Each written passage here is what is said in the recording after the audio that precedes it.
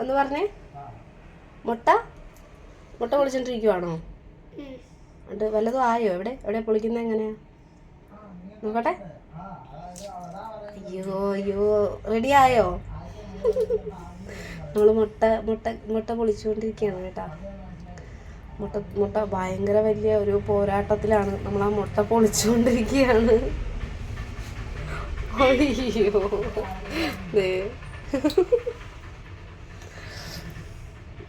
അയ്യോ അയ്യോ നമ്മളിത് മുട്ട പൊളിച്ചിട്ട് നമ്മുടെ ലക്ഷ്യം എന്ന് വെച്ചിട്ടുണ്ടെങ്കിൽ ഇതേ കണ്ടോളൂ, മുട്ടക്കറി ഉണ്ടാക്കാനായിട്ടാണ്. ഞാൻ ഓൾറെഡി ഉണ്ടാക്കി വെച്ചിട്ടുണ്ടായിരുന്നു.